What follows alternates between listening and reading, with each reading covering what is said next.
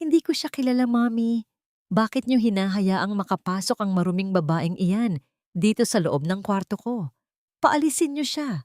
Bago pa ako masuka sa baho ng kanyang suot. Ang mga salitang iyon ay parang isang matalim na balisong na bumaon sa gitna ng dibdib ni Serafina.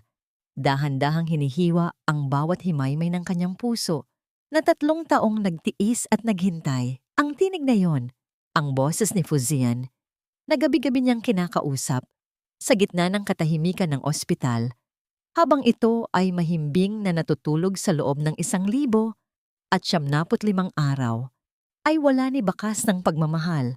Malamig ito, puno ng pandidiri at tila nanggagaling sa isang estranghero.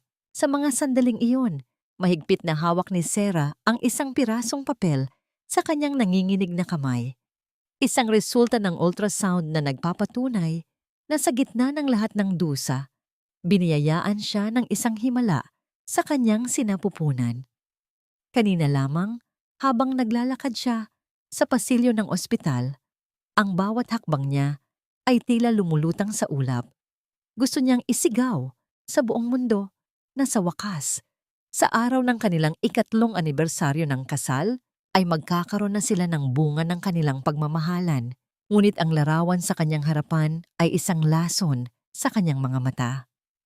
Si Fuzian, ang asawang itinaya niya ang buong buhay para mabuhay lamang, ay gising na. Ngunit hindi siya ang hinahanap ng mga bisig nito. Nakayakap si Fuzian kay Susiksue, ang babaeng laging naroon upang kutsain ang kanyang kahirapan, habang ang kanyang biyenang si Doña Imelda ay nakatayo sa gilid, may ngiting tagumpay sa mga labi. Dahan-dahang ibinaba ni Sarah ang kanyang tingin sa sariling mga kamay. Ang kanyang mga kuko ay biyak-biyak dahil sa paglalaban ng labada ng ibang tao para lamang may pambayad sa mamahaling gamot ni Fuzian.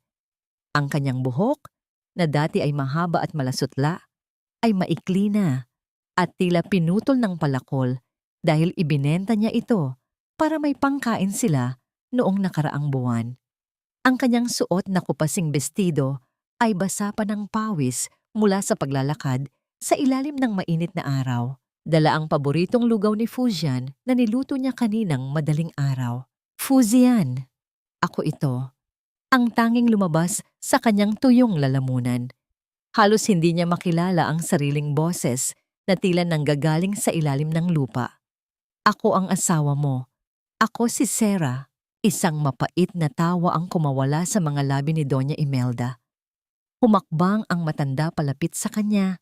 Ang bawat tunog ng mamahaling sapatos nito sa sahig ay parang pagpukpok ng pako sa kabaong ng pag-asa ni Sarah. Asawa? Huwag mo kaming patawanin, Serafina. Ang anak ko ay hindi magpapakasal sa isang babaeng mukhang basahan at amoy basura. Gising na ang anak ko at sa wakas ay nagliwanag na ang kanyang isip. Susie is the one who stayed by his side while you were out there, doing whatever it is you do for money. Hindi totoo yan. Bulong ni Sarah, ang kanyang paningin ay nagsisimula ng lumabo dahil sa nagbabadyang luha. Fuzian, tingnan mo ako. 1,000 gabi kitang binantayan. Ibinenta ko ang lahat, pati ang sarili kong dugo, para lang hindi ka mamatay. Fuzian, parang awa mo na. Ngunit ni hindi tumingin si Fuzian sa kanya. Mas lalo nitong isiniksik ang mukha sa leeg ni Susiksue, tila diring-diri na masagi man lang ng paningin ang babaeng nagligtas sa kanyang buhay. Mommy, ilabas niyo na siya. I don't want to see her. She's giving me a headache. Sa isang iglap, marahas na hinablot ni Doña Imelda ang papel na hawak ni Sarah. Nanlaki ang mga mata ng matanda nang makita ang resulta ng ultrasound. Ngunit sa halip na katuwaan, purong galit ang bumakas sa mukha nito. Nilamukos niya ang papel at itinapon ito sa sahig. Bago ito mariing tinapakan ng kanyang matulis na takong. Anong kahibangan ito? Nagpabuntis ka sa kung sinong lalaki habang tulog ang anak ko at ngayon ay ibibintang mo sa kanya ang batang iyan. Bulyaw ni Imelda. Huwag mong dungisan ang dangal ng mga Kastilehos sa iyong karumihan. Ang batang iyan ay hindi kailanman magiging bahagi ng pamilyang ito. Iligpit mo ang iyong sarili at ang iyong bastardo bago ko patawagin ang mga gwardya para kaladkarin ka palabas ng ospital na ito. Nararamdaman ni Sarah ang bawat pintig ng kanyang puso. Ngunit hindi ito pintig ng buhay. Ito ay pintig ng isang bagay na unti-unting namamatay sa loob niya. Ang hangin sa loob ng kwarto ay tila naging yelo, nanunuot sa kanyang mga buto, habang ang bawat salitang binitawan ng kanyang biyenan ay parang mga latay sa kanyang kaluluwa. Ang init ng lugaw na hawak niya sa kabilang kamay ay tila naging malamig na paalala ng kanyang kamangmangan. Bumagsak ang lalagyan ng lugaw sa sahig. Lumikha ito ng isang mapurol na tunog habang kumakalat ang puting likido sa malinis na tiles ng ospital. Parang ang kanyang buhay na ngayon ay nakakalat at tinatapakan na lamang ng iba. Wala siyang naramdamang takot, wala siyang naramdamang galit sa sandaling iyon. Ang tanging naroon ay ang isang nakakabinging katahimikan at ang pakiramdam na ang kanyang buong pagkatao ay dahan-dahang naglalaho. Tumingin siya sa papel na nilamukos sa ilalim ng sapatos ni Imelda. Ang larawan ng kanyang anak, ang tanging dahilan kung bakit nais pa niyang huminga, ay nabaon na sa dumi. Isang tanong ang paulit-ulit na umalingaw-ngaw sa kanyang isipan. Mas masakit pa sa anumang sampal na maaari niyang matanggap. Ito ba ang halaga ng 3 taon kong paghinga para sa iyo, Fuzian? Ito ba ang kapalit ng bawat patak ng dugo na ibinigay ko para lang makita kang muling dumilat? Tumalikod si Sarah, hindi dahil sa pagsuko, kundi dahil ang sakit na nararamdaman niya ay hindi na kayang itago ng 4 na sulok ng kwartong yon. Lumabas siya ng ospital habang ang ulan ay nagsisimulang pumatak. Tila nakikiramay ang langit sa kanyang pagdadalamhati. Sa bawat hakbang niya palayo, ang bawat alaala ng kanyang pagsasakripisyo ay isa-isang nabubura. Pinalalita ng isang madilim at malamig na determinasyon. Tumigil siya sa gitna ng daan. Hinayaang mabasa ng ulan ang kanyang pagod na katawan. Tumingin siya sa madilim na langit at bumulong sa hangin. Isang pangako na tanging siya lamang ang nakakaalam. Mamamatay ang Serafina na kilala niyo ngayon. At sa susunod na magkita tayo, sisiguraduhin kong kayo naman ang hihingi ng awa sa bawat hiningang kinuha niyo sa akin. Ang bawat sulok ng mansyon ng mga Kastilejos na dati ay itinuring ni Serafina na tahanan, ngayon ay tila naging isang malawak at malamig na kuta ng bilangguan. Ang hangin sa loob ng bahay ay hindi na amoy bulaklak, kundi amoy ng lumang papel at ng mapang-aping kapangyarihan. Pirmahan mo ito, Serafina. Huwag kang tumingin sa akin na parang ikaw ang biktima rito. Ito ang listahan ng lahat ng perang nagastos para sa ospital ni Fuzian sa loob ng 3 taon. Isang utang na kailangan mong bayaran dahil ikaw ang malas sa buhay ng anak ko. Inilapag ni Doña Imelda ang isang makapal na bundle ng mga dokumento sa ibabaw ng lamesang gawa sa mahogany. Ang bawat pahina ay naglalaman ng mga numerong tila mga kadena na gustong pumulupot sa leeg ni Sarah. Napahawak si Sarah sa gilid ng lamesa, ang kanyang mga daliri ay nanginginig. Alam niya ang katotohanan.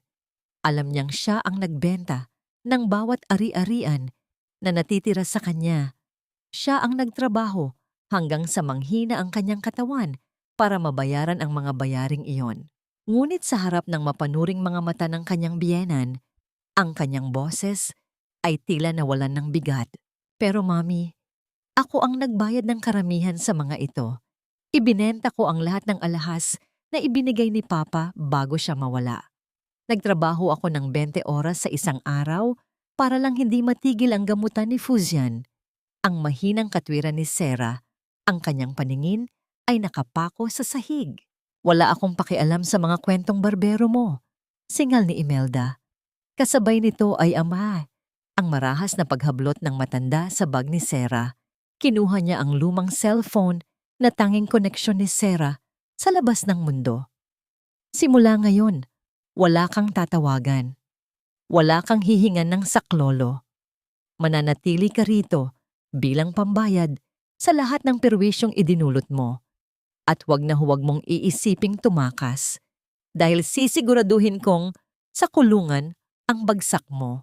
Sa mga sandaling iyon, bumukas ang malaking pinto ng mansyon. Pumasok si Susiksue, hila-hila ang 3 malalaking maleta na parang siya ang tunay na may-ari ng bahay. Ang kanyang suot na pulang bestido ay sumisigaw ng karangyaan, isang masakit na kaibahan sa kupasing damit ni Sarah na may mantsa pa ng natapong lugaw sa ospital. "Oh, Sarah, nandyan ka pa pala?" Nakangising sabi ni Susiksue habang tinatanggal ang kanyang mamahaling sunglasses. "Mommy, Imelda, I already told the maid to prepare the master bedroom for me and Fujian. Anyway, Sarah, since wala ka namang silbi rito, pakidala na lang ang mga maleta ko sa itaas. Be careful ha, mahal pa sa buhay mo ang laman niyan." Hindi nakakilos si Sarah. Ang sakit sa kanyang balakang dahil sa pagkakahulog sa ospital ay nagsisimula nang kumalat sa kanyang buong katawan. Ngunit ang mas matinding kirot ay ang makitang ang kanyang asawa, ang lalaking binuwis niya ang buhay, ay nakatayo sa likuran ni Susiksue, walang kibo at malamig ang mga mata. "Fujian!" Ang tanging nasambit ni Sarah, ngunit tumalikod lang ang asawa at umakyat sa hagdan. Tila ang presensya ni Sarah ay isang dumi na ayaw niyang masagi. Napilitan si Sarah na buhatin ang mabibigat na maleta. Sa bawat baitang ng hagdan, nararamdaman niya ang matinding paghilab ng kanyang tiyan. Ang kanyang sinapupunan ay tila nagre-rebelde sa bigat ng kanyang dala at sa bigat ng kanyang nararamdaman. Nang makarating siya sa kusina, pagkatapos ng utos ni Susiksue, doon lamang siya nakahinga ng malalim. Ngunit wala siyang pahinga. Isang tumpok ng maruruming pinggan at labada ang sumalubong sa kanya. "Huwag kang tumayo lang dyan, Serafina. Maglinis ka. Ang isang palamunin ay dapat marunong magtrabaho." Sigaw ni Imelda mula sa sala. Habang hinihimas ni Sarah ang kanyang tiyan, sa ilalim ng lababo, isang matinding pagkahilo ang dumapos sa kanya. Ang amoy ng sabon ay naging lason sa kanyang pang-amoy. Gusto niyang sumuka, gusto niyang umiyak, ngunit pinigil niya ang lahat. Sa gitna ng kanyang paghihirap, pumasok sa kanyang isipan ang isang alaala. Ang mukha ng kanyang yumaong ama. Naalala niya ang sinabi nito bago ito pumanaw. "Anak, ang tunay na kayamanan natin ay nasa bangko, nakatago para sa kinabukasan mo." Ang alaalang iyon ang nagbigay sa kanya ng lakas na tumayo ng tuwid. Alam ni Sarah na may iniwang pera ang kanyang ama sa isang sikretong account na tanging siya lamang ang may alam ng passbook. Iyon ang kanyang huling baraha, ang tanging paraan para makalaya siya sa impyernong ito at mabigyan ng magandang buhay ang kanyang anak.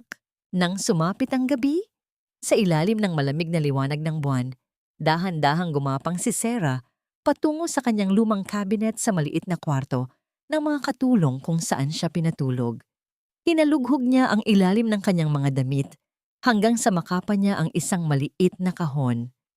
Ngunit nang buksan niya ito, ang kanyang puso ay tila tumigil sa pagtibok, ang passbook.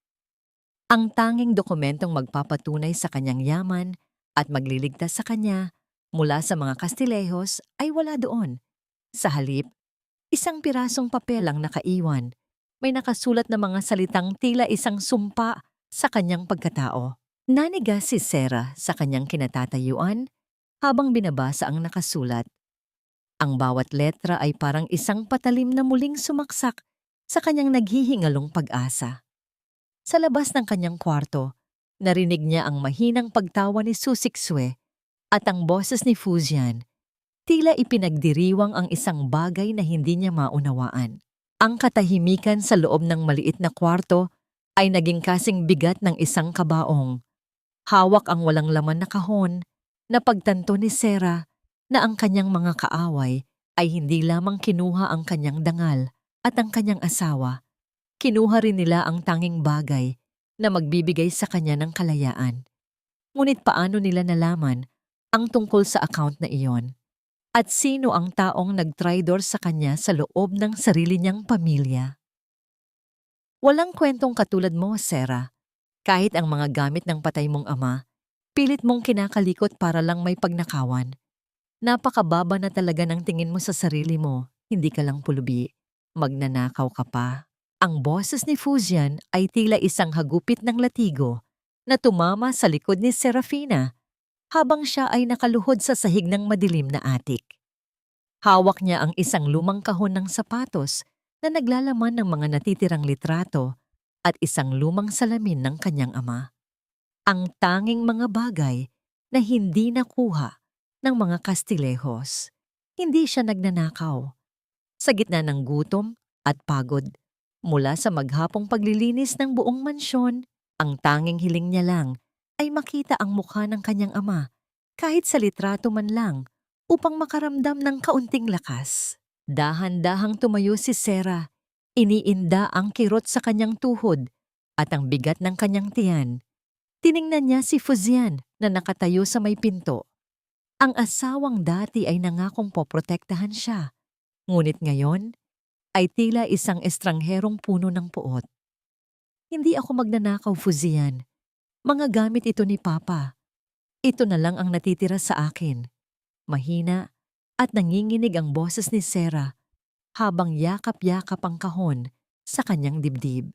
Lahat ng nasa loob ng mansyong ito ay pag-aari ko na dahil sa laki ng utang mo sa amin.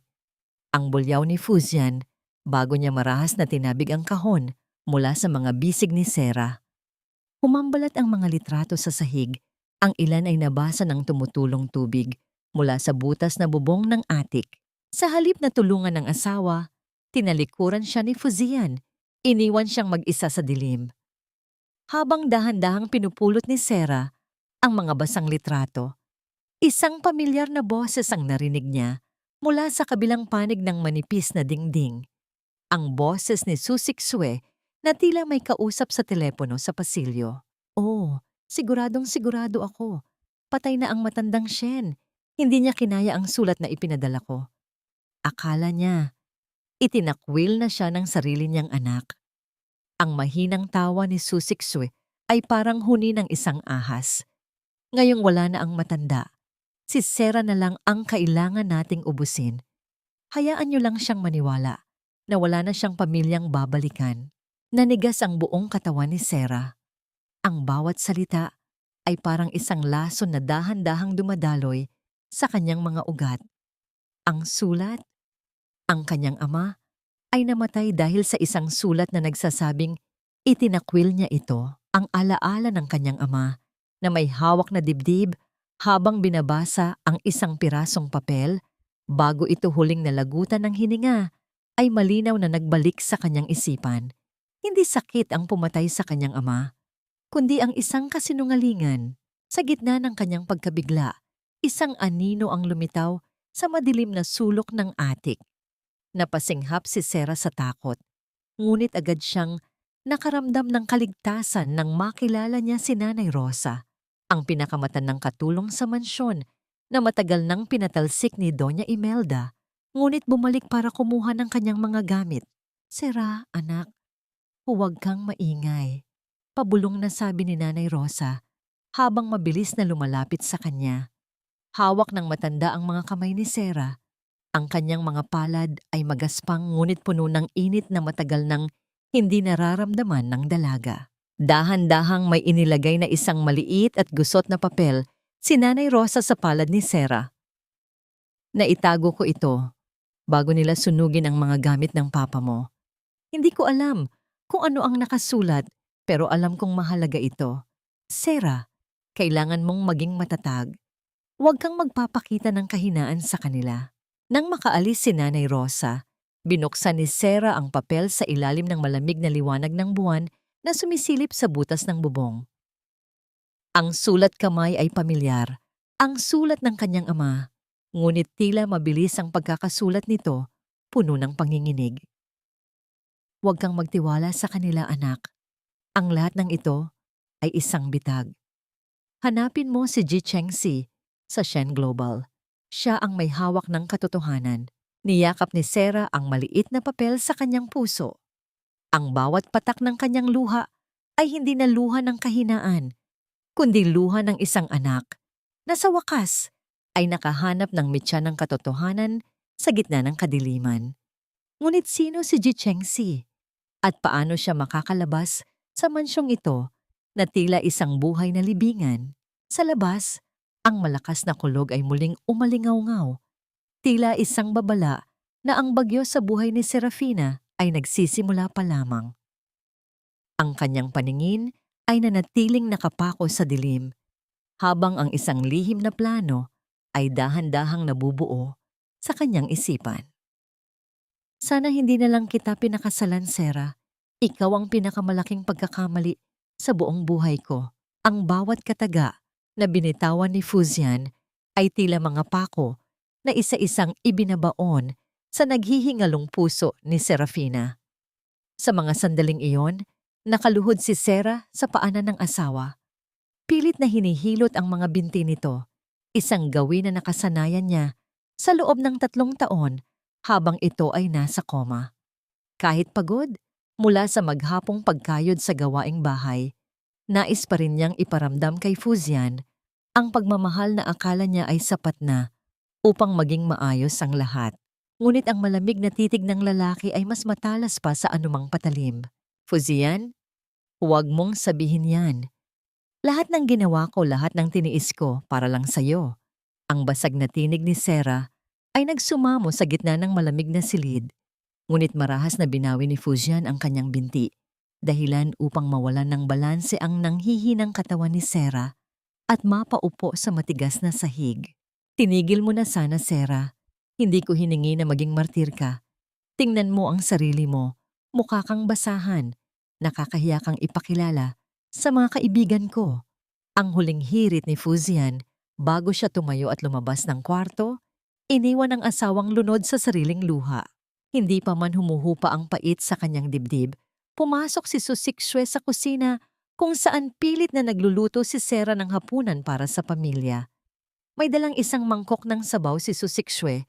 Ang kanyang mga mata ay kumikinang sa masamang balak. Hayaan mo na ako rito, Sarah. I'll take care of Doña Imelda's soup. Bakit hindi mo nalang linisin ang sahig sa labas? Masyado ka kasing madumi para humawak ng pagkain, sabi ni Su Siksue na may mapanuyang ngiti. Sa pagod at hilo dahil sa hindi pa kumakain simula umaga, sumunod na lamang si Sarah. Ngunit hindi pa man siya nakakalayo. Isang malakas na tili ang bumasag sa katahimikan ng mansyon. Sinundan ito ng tunog ng nabasag na porselana sa sahig. Sarah, anong ginawa mo?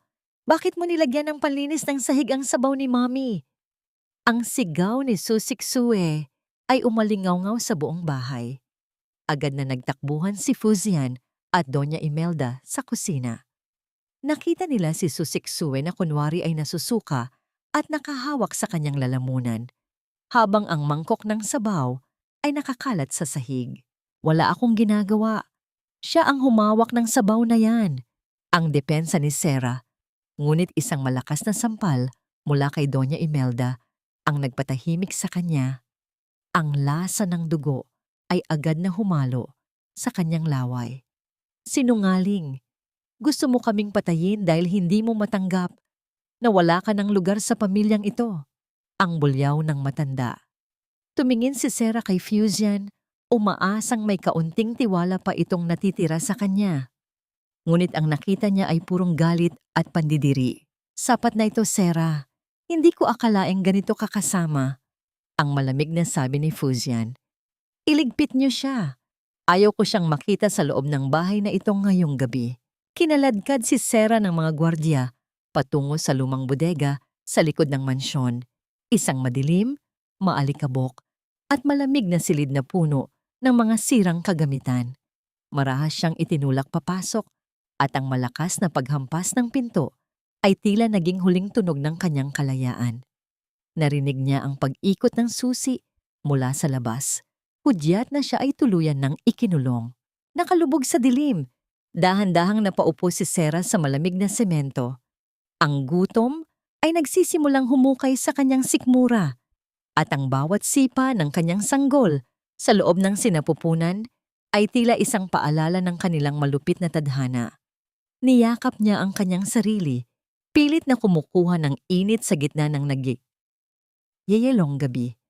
Wala siyang pagkain, wala siyang tubig, at tila wala na ring bukas na naghihintay. Patawad, anak. Patawad kung dito tayo dinala ng pagmamahal ng nanay. Bulong ni Sarah habang ang kanyang mga luha ay pumapatak sa kanyang maruming bestido. Lumipas ang mga oras na tila naging mga taon sa loob ng bodega. Habang ang buong mansyon ay balot na ng katahimikan ng hating gabi, isang hindi inaasahang tunog ang naririnig ni Sarah mula sa likod ng makapal na pinto ng bodega. Hindi ito ang tunog ng hangin o ng mga daga sa paligid. Isang mahina, ngunit sunod-sunod na pagkatok ang narinig niya. Tila may isang taong nagtatago sa anino ng gabi. Ang kanyang puso ay nagsimulang tumibok ng mabilis dahil sa takot at kaba. Sino ang pupunta sa kanya sa ganitong oras? Isa ba itong bagong parusa mula kay Doña Imelda? O isang tulong na hindi niya inaasahan? Dahan-dahang lumapit si Sarah sa pintuan. Ang kanyang hininga ay pigil habang pilit na pinakikinggan ang bawat galaw mula sa labas. At bago pa siya makapagsalita, isang pamilyar na tinig ang bumulong mula sa kabila ng kahoy, isang tinig na nagpasinghap sa kanya sa gitna ng kadiliman. Hindi lahat ng sugat ay nakikita, Sarah, pero bawat isa sa kanila ay sumisigaw ng katarungan. Huwag kang susuko, dahil ang gabi ay laging pinakamadilim bago ang bukang liwayway. Ang mga salitang iyon na binulong sa gitna ng malalim na gabi ay tila isang mainit na kumot na bumalot sa nanginginig na katawan ni Serafina. Sa kabila ng maliit na siwang sa pinto ng bodega, nakita niya ang anino ng isang lalaki. Hindi ito si Fuzian.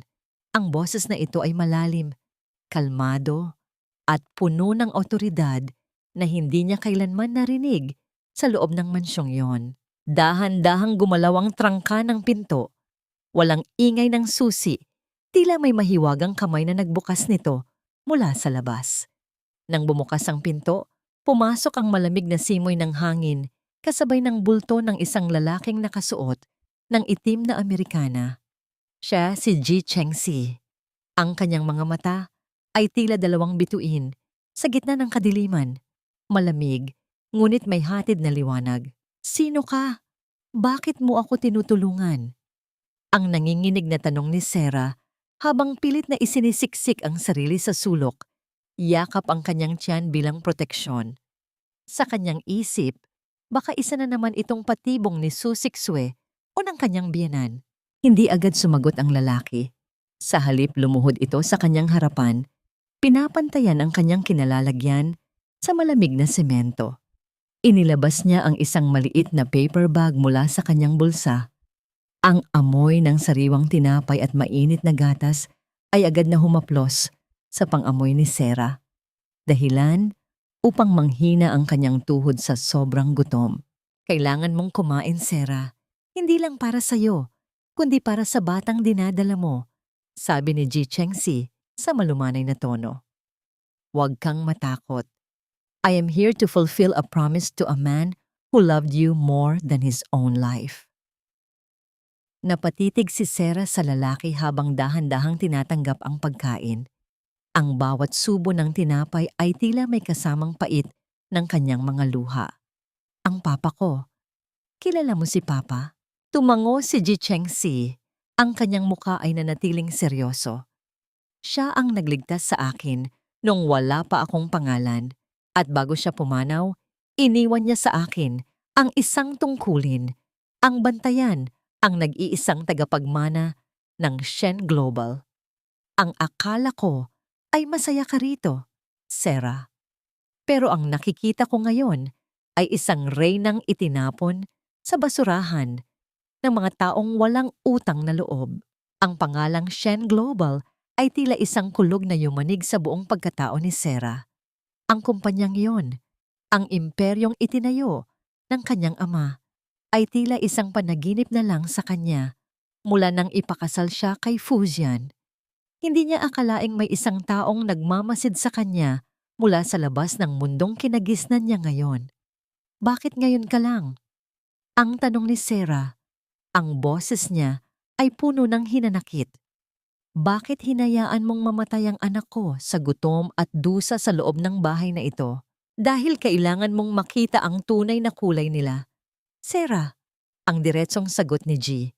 Ang pagtulong sa taong ayaw tulungan ng sarili ay parang pagbuhos ng tubig sa basong may butas. Pero ngayon, nakikita ko na sa iyong mga mata. Ang apoy ng pagtitiis ay napalitan na ng apoy ng determinasyon. Handa ka na bang bumalik sa trono mo? Bago pa makasagot si Sarah, isang liwanag mula sa flashlight ang tumama sa labas ng bodega. Narinig nila ang mabibigat na yabag ng mga sapatos sa damuhan. Ang boses ni Fujian ay umalingaw-ngaw, puno ng hinala at galit. Sarah, alam kong may kausap ka dyan. Buksan mo ang pinto. Ang sigaw ni Fujian habang pilit na pinihit ang hawakan ng pinto. Agad na tumayo si Ji Chengxi. Ang kanyang bulto ay tila naging bahagi na naman ng anino.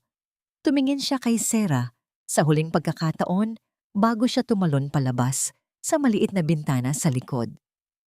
Uminom ka ng bitamina na nasa bag, magpalakas ka. Babalik ako at sa susunod na magkita tayo, hindi na rehas ang makikita mo, kundi ang kalayaan. Nang tuluyang mabuksan ni Fujian ang pinto, tanging si Sarah na lang ang naroon. Nakaupo sa sahig at yakap, ang isang tila walang lamang paper bag. Ngunit ang mga mata ni Sarah ay hindi na ang mga mata ng babaeng sumusuko. Sino ang narito? May nakita akong lalaking tumalon. Ang bulyaw ni Fujian habang hinahalughog ang bawat sulok ng madilim na bodega. Hinablot niya ang balikat ni Sarah at pilit itong itinayo. Sumagot ka, Serafina. Niloloko mo ba ako? Tumingin si Sarah nang diretso sa mga mata ng asawa. Isang tingin na nagpatigil kay Fujian. Walang takot, walang luha.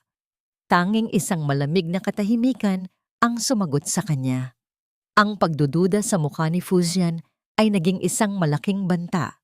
Kung nalaman ni Fujian na may ibang lalaking nakakapasok sa kanyang teritoryo, ano ang susunod na gagawin ng mga Castillejos upang tuluyang patahimikin si Sarah? Akala mo ba talaga may puwang pa ang isang tulad mo sa buhay ni Fujian? Ang isang basahang katulad mo ay hindi nararapat sa isang palasyo, kundi sa tambak ng mga basura. Ang mga salitang yon ni Su Sixue ay tila mga laso na dahan-dahang pumatak sa pandinig ni Serafina habang siya ay abala sa pag-aayos ng mga kagamitan sa itaas na palapag ng mansyon. Sa gabing iyon, mayroong isang maliit na pagtitipon ang mga Castillejos upang ipagdiwang ang mabilis na paggaling ni Fujian. Habang ang bango ng mamahaling alak at masasarap na pagkain ay humahalimuyak sa buong kabahayan, si Sarah ay nananatiling nakakubli sa anino. Suot ang kanyang uniforme ng katulong na tila naging pangalawang balat na niya. Tulungan mo ako sa kwintas ko, Sarah. Masyado itong mahigpit para sa isang reynang katulad ko. Utos ni Su Sixue habang nakaharap sa malaking salamin sa pasilyo. Malapit sa tuktok ng malaking hagdanang gawa sa marmol. Dahan-dahang lumapit si Sarah. Ang kanyang mga kamay ay magaspang at puno ng mga paltos mula sa maghapong pagtatrabaho. Habang inaabot niya ang lock ng kwintas, naramdaman niya ang matinding pagtitig ni Su Sixue sa kanya sa pamamagitan ng salamin. Isang ngiting mapanira ang gumuhit sa mga labi ng babae. Alam mo ba, Sarah, noong tulog si Fujian, ako ang laging bumubulong sa kanya. Sinabi ko sa kanya na iniwan mo siya para sa pera. Sinabi ko sa kanya na ikaw ang dahilan kung bakit siya nagagaw buhay. Bulong ni Su Sixue, sapat lang para marinig ni Sarah. At ang bata sa sinapupunan mo? Mas mabuting huwag na itong sumilang dahil ang isang anak ng manlilimos ay hinding-hindi tatanggapin ni Fujian. Ang galit na matagal ng kinikim-kim ni Sarah ay tila isang bulkang nagbabadya ng pagsabog. Wala kang puso. Paano mo nagagawang magsinungaling ng ganyan? Ngunit bago pa man makakilos si Sarah, marahas na hinawakan ni Su Sixue ang sariling mga braso at nagsimulang sumigaw ng napakalakas. Sarah, huwag. Parang awa mo na. Huwag mo akong itulak. Kasabay ng kanyang huling sigaw ay ang sadyang pagtalon ni Susiksue patalikod sa mga unang baitang ng hagdan. Ang tunog ng kanyang pagbulusok at ang pagtama ng kanyang katawan sa bawat baitang ay tila isang masamang panaginip na nagkatotoo. Nagpagulong-gulong siya hanggang sa makarating sa gitna ng hagdanan, kung saan siya ay huminto at nagkunwaring nawalan ng malay. Agad na bumukas ang pinto ng sala sa ibaba. Mabilis na tumakbo si Fuzian at Doña Imelda patungo sa paanan ng hagdan. Ang takot sa mukha ni Fuzian nang makita ang duguang siko ni Susiksu ay naging purong poot nang tumingin siya paitaas, kung saan nakatayo si Sarah na tila naninigas sa gulat. "Anong ginawa mo, Serafina?" Ang bulyaw ni Fuzian na tila yumanig sa buong pundasyon ng mansyon. Mabilis siyang umakyat sa hagdan. Ang bawat hakbang niya ay puno ng banta. "Fuzian, makinig ka. Hindi ko siya tinulak. Siya ang tumalon." Ang pagmamakaawa ni Sarah, ang kanyang mga luha, ay nagsisimulang pumatak habang pilit na humahakbang paatras. Ngunit hindi na nakikinig si Fuzian. Pagkarating niya sa tapat ni Sarah, isang malakas na sampal ang dumapo sa pisngi ng babae. Ang lakas ng impact ay sapat na upang magdilim ang paningin ni Sarah at maglasa siya ng dugo sa loob ng kanyang bibig. Ang kanyang ulo ay tumagilid sa sobrang puwersa at naramdaman niya ang pamamanhid ng kanyang buong mukha. "Hayop ka! Wala ka nangang silbi rito! Mamamatay tao ka pa!" Ang sigaw ni Fuzian habang hinahablot ang mga balikat ni Sarah. "Dahil sa'yo, baka mawala ang kaisa-isang taong nagmamahal sa akin ng totoo." "Fuzian, parang awa mo na. Ang anak natin," ang tanging nasabi ni Sarah habang nakahawak sa kanyang tiyan, pilit na pinoprotektahan ang munting buhay sa loob. Ngunit ang galit ni Fuzian ay wala ng hangganan. Sa gitna ng kanyang pagkabulag sa galit, marahas niyang itinulak si Sarah palayo sa kanya. Hindi napansin ni Fuzian na nasa dulo na sila ng pasilyo, kung saan nagsisimula ang matarik na hagdanan patungo sa ibaba. Naramdaman ni Sarah ang pagkawala ng matigas na sahig sa ilalim ng kanyang mga paa. Ang gravity ay tila isang malupit na kamay na humila sa kanya pababa. Ang huling nakita ni Sarah ay ang malamig at walang emosyong mukha ni Fuzian bago siya tuluyang bumulusok sa kadiliman. Ang bawat pagtama ng kanyang likod sa matigas na marmol ay parang pagdurog sa kanyang mga buto. Wala siyang marinig kundi ang tibok ng sariling puso na tila sumisigaw ng pangalan ng kanyang anak. Sa bawat baitang na kanyang nalalagpasan, ang tanging dalangin niya ay huwag hayaang mawala ang huling kayamanan na natitira sa kanya. Tumigil ang lahat nang humampas ang kanyang katawan sa sahig ng unang palapag. Ang mundo ay tila umiikot ng napakabilis bago naging isang malawak na katahimikan. Sa gitna ng kanyang panlalabo ng paningin, nakita ni Sarah ang isang pulang likido na dahan-dahang kumakalat sa puting marmol, nagmumula sa pagitan ng kanyang mga binti. Isang matinding takot ang bumalot sa kanyang buong pagkatao. Ang kanyang mga daliri ay nanginginig habang pilit na inaabot ang kanyang tiyan, ngunit ang tanging naramdaman niya ay ang malamig na semento at ang unti-unting paglalaho ng init sa kanyang katawan. Mabuti na ring nawala yan.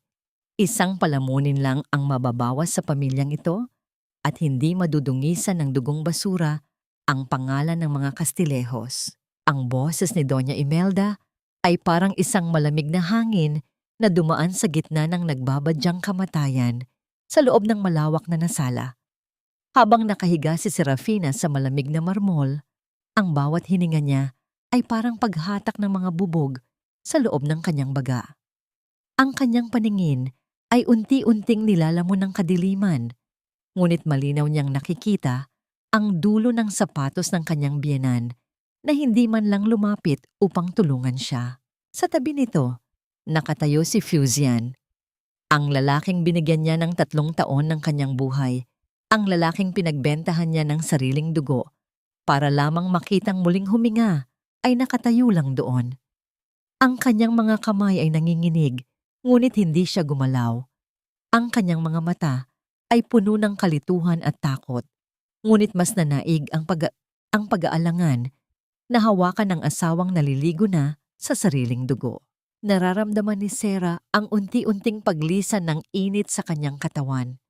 Ang paghilab sa kanyang tiyan na kanina ay parang dambuhalang alon ay napalitan na ng isang nakakatakot na guwang. Alam niya, ramdam ng kanyang buong pagkatao na ang munting anghel na tanging nagbibigay sa kanya ng dahilan para lumaban ay wala na. Ang bawat patak ng pulang likido na kumakalat sa puting sahig ay parang mga piraso ng kanyang pangarap na isa-isang nabubura. Dahan-dahang itinaas ni Sarah ang kanyang nanginginig na kamay, pilit na inaabot ang laylayan ng pantalon ni Fuzian. Gusto niyang sumigaw, gusto niyang magmakaawa, ngunit tanging isang mahinang ungulbo ng sakit ang lumabas sa kanyang mga labi. Sa mga sandaling iyon, ang kanyang puso ay hindi lang basta nadurog. Ito ay naging abo. Sa gitna ng kaguluhan, habang inaalala ni Doña Imelda ang reputasyon ng pamilya at habang si Fuzian ay nakatulala, lumapit si Susiksue sa kanya. Kunwari ay mag-aalay ito ng tulong, ngunit nang ilapit ng babae ang kanyang mukha sa tainga ni Sarah, isang masamang bulong ang bumasag sa huling katinoan ng dalaga. Huwag kang mag-alala, Sarah. Susunod ka na rin sa tatay mo. Bulong ni Susiksue, ang kanyang tinig ay kasing tamis ng asukal, ngunit kasing talas ng labaha. Alam mo ba, hindi siya namatay sa sakit. Namatay siya dahil sa sobrang sakit ng loob matapos niyang mabasa ang sulat na ipinadala ko. Ang sulat na nagsasabing kinamumuhian mo siya at hinding-hindi mo na siya kikilalaning ama.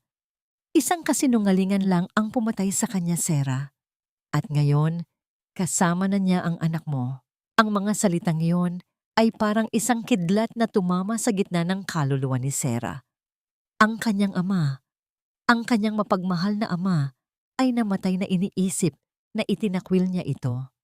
Ang bawat sakripisyo niya para sa pamilyang Castillejos ay nagresulta sa kamatayan ng kanyang mga mahal sa buhay. Isang kakaibang pakiramdam ang biglang bumalot kay Sarah. Ang sakit sa kanyang katawan ay tila naging manhid. Ang mga luha sa kanyang mga mata ay natuyo. Pinalitan ng isang malamig at madilim na liwanag.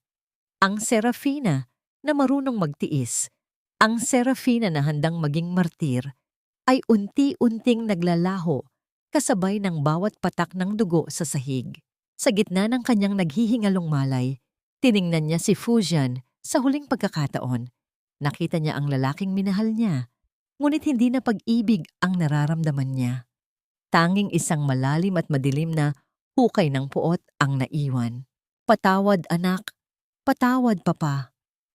Ang huling bulong ni Sarah sa kanyang isipan bago tuluyang lamunin ng dilim ang kanyang paningin. Ngunit isinusumpa ko, sa bawat patak ng dugo na nawala sa akin, kukunin ko ang lahat mula sa inyo. Sisiguraduhin kong ang impyernong dinaranas ko ngayon ay magiging paraiso kumpara sa gagawin ko sa inyo. Ang huling narinig ni Sarah ay ang tunog ng sirena ng ambulansya sa malayo. Ngunit para sa kanya, iyon ay hindi tunog ng kaligtasan. Iyon ay tunog ng isang bagong simula. Isang simula kung saan ang biktima ay magiging maniningil. Serafina, gising na. Tapos na ang oras ng pagtulog mo sa ilalim ng kanilang anino. Ang iyong pangalan ay nakasulat sa mga bituin, hindi sa listahan ng mga pasyente sa isang psychiatric ward. Ang tinig ni Ji Chengxi ay tila isang malamig na tubig na ibinuhos sa nagbabagang apoy ng lagnat ni Serafina. Dahan-dahang idinilat ni Sarah ang kanyang mga mata, ngunit ang unang sumalubong sa kanya ay hindi ang malawak na langit, kundi ang maputi at nakakaduling na kisame ng isang pasilidad kung saan siya itinapon ng mga Castillejos matapos mawala ang kanyang anak. Ang amoy ng gamot at ang tunog ng bentilador sa kisame ay tila mga paalala ng kanyang pagkatalo. Dahan-dahan niyang ibinaba ang kanyang paningin sa kanyang sariling katawan. Ang kanyang mga braso ay puno ng pasa mula sa mga injection na pilit na ibinigay sa kanya upang manatili siyang tuliro at walang lakas. Ngunit sa ilalim ng kanyang manipis na kumot, naramdaman niya ang matinding kawalan. Ang kanyang sinapupunan ay patag na, malamig, at walang buhay. Nasaan sila? Nasaan si Fuzian? Ang mahinang tanong ni Sarah. Ang boses niya ay tila nanggagaling sa kailaliman ng isang tuyong balon. Wala na sila, Sarah. Ipinamalita nila sa lahat na ikaw ay nawala sa katinuan dahil sa sobrang pighati. Ginagamit nila ang iyong sakit para linisin ang kanilang mga pangalan. Sagot ni G habang dahan-dahang tinatanggal ang mga suwero sa kamay ng dalaga. Ngunit narito ako. Hindi na nila tayo matatagpuan dito. Dinala ni G Chensi si Sarah sa isang lihim na rest house sa itaas ng bundok, malayo sa ingay ng lungsod ng Manila. Doon, sa gitna ng malamig na simoy ng hangin at huni ng mga ibon, nagsimulang mabuo muli ang basag na pagkatao ni Serafina. Ngunit ang paghilom ng kanyang katawan ay hindi sapat. Ang kanyang kaluluwa ay naghahanap ng higit pa sa pahinga. Isang hapon, habang nakaharap si Sarah sa malaking salamin, hindi niya makilala ang babaeng nakatingin sa kanya. Ang mga mata nito ay wala ng bakas ng pag-ibig, tila naging dalawang batong itim na sumasalamin sa kanyang madilim na nakaraan. Kinuha niya ang isang matalim na gunting mula sa lamesa. Dahan-dahang itinaas ni Sarah ang kanyang kamay at hinawakan ang kanyang mahabang buhok. Ang buhok na dati ay hinahaplos ni Fuzian. Ang buhok na ibinenta niya ang kalahati para lamang may pambili ng gamot ng asawa. Ang bawat hibla nito ay tila may dalang alaala ng kanyang kamangmangan at pagiging martir. Ang bawat tunog ng gunting ay tila isang pagputol sa mga kadena na nagtali sa kanya sa nakaraan. Hinayaan niyang mahulog ang mga hibla ng kanyang buhok sa sahig, parang mga tuyong dahon na hindi na muling babalik sa puno. Sa bawat gupit, nararamdaman niya ang paggaan ng kanyang ulo at ang pagtigas ng kanyang puso. Nang matapos siya, ang babaeng nasa salamin ay hindi na si Serafina ang asawa ng isang Kastilehos. Ang kanyang buhok ay maikli na, matalim ang pagkakastyle, at ang kanyang titig ay tila isang reynang handang pumatay para sa kanyang trono. Lumapit si Ji Chengsi sa kanya. May dalang isang maliit na itim na kahon. Nang buksan ito ni Sarah, tumambad ang isang gintong seal na may tatak ng pamilya Shen, ang simbolo ng kapangyarihan ng Shen Global. Kasama nito ay ang mga dokumento na nagpapatunay na ang lahat ng yaman ng kanyang ama ay dahan-dahang inilipat sa kanyang pangalan sa tulong ni G sa loob ng nakalipas na mga buwan. Handa ka na bang gamitin ang iyong tunay na pangangalan? Tanong ni G. Ang kanyang boses ay puno ng paggalang. Hinawakan ni Sarah ang gintong seal. Ang lamig nito ay humalo sa lamig ng kanyang determinasyon. Ang Serafina na marunong magmahal ay namatay na kasama ng aking anak sa sahig ng mansyong yon. Ang Serafina na nakatayo sa harap mo ngayon ay ang maniningil na hindi titigil hanggat hindi sila lumuluhod sa harap ng aking mga paa. Tumingin siya sa malayo, patungo sa direksyon ng lungsod, kung saan alam niyang nagdiriwang pa ang mga taong sumira sa kanyang buhay. Isang mapait na ngiti ang gumuhit sa kanyang mga labi. Alam niya, bukas ay magigising ang mundo sa isang balita na yayanig sa buong bansa. Ngunit ang mas mahalagang katanungan ay ito, kapag nagkita silang muli, kakayanin ba ni Fuzian na tingnan ang mga mata ng babaeng dati niyang itinuring na basahan, ngayong siya na ang may-ari ng bawat hininga nito? Hindi baliwala ang bawat patak ng luha dahil ang bawat isa sa kanila ay naging perlas ng aking korna. Ang bawat hakbang ni Serafina sa gitna ng malawak na grand ballroom ay tila isang nakatutulig na katahimikan na bumalot sa buong silid. Ang bawat mata ng mga miyembro ng alta sosyedad ng Manila ay nakapako sa kanya, isang babaeng tila nililok mula sa pinakamahal na diamante.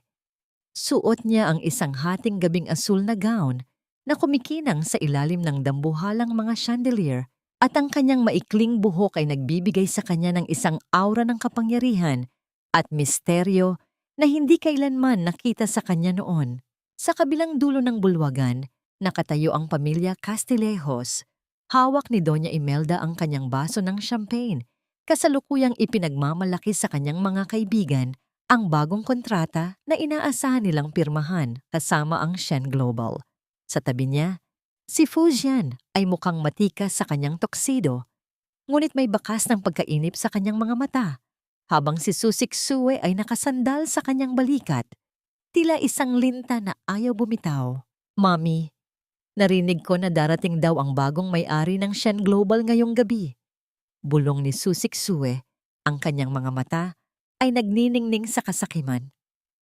Kapag nakuha natin ang tiwala niya, hinding-hindi na tayo babagsak. Huwag kang mag-alala, Susie. Alam ng lahat na ang mga Castillejos ay may pangalan. Siguradong hihingin niya ang ating tulong, sagot ni Imelda nang may labis na kumpitansa. Ngunit ang kanilang pag-uusap ay naputol nang tumunog ang boses ng MC sa buong bulwagan. Ladies and gentlemen, it is my absolute honor to introduce the woman of the hour, the new president and chairperson of Shen Global, Miss Serafina Shen. Ang baso ng champagne sa kamay ni Doña Imelda ay dahan-dahang nadulas mula sa kanyang mga daliri.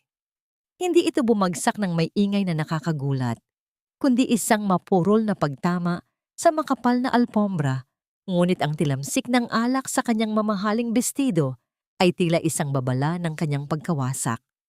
Ang kanyang mukha ay naging kasing puti ng papel, at ang kanyang mga labi ay nanginig ngunit walang tunog na lumabas. Si Fujian ay naging parang isang estatwang gawa sa yelo. Ang kanyang paningin ay nakapako sa babaeng dahan-dahang lumalapit sa kanila. Ang Serafina na nakikita niya ay hindi ang babaeng naglalaba ng kanyang mga damit, hindi ang babaeng nanlilimos ng kanyang atensyon, at lalong hindi ang babaeng itinulak niya sa hagdanan. Ang babaeng nasa harap niya ngayon ay ang reyna ng isang imperyo na kaya siyang durugin sa isang iglap. Nagpatuloy sa paglakad si Sarah. Ang bawat pag-indayog ng kanyang katawan ay puno ng biyaya at autoridad.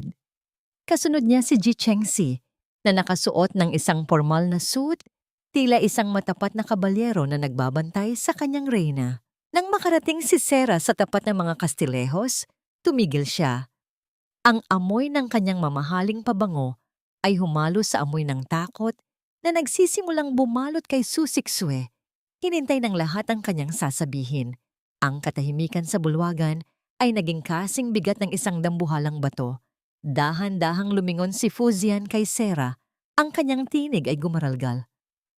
Sa Sarah, ikaw ba yan? Buhay ka? Tiningnan siya ni Sarah nang diretso sa mga mata. Walang galit, walang sakit, at walang kahit anong emosyon na makikita sa kanyang mga itim na balintataw. Tila tumitingin siya sa isang pirasong dumi sa daan na hindi karapat-dapat sa kanyang pansin.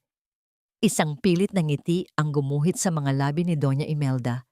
Pilit na ibinabalik ang kanyang huwad na dangal.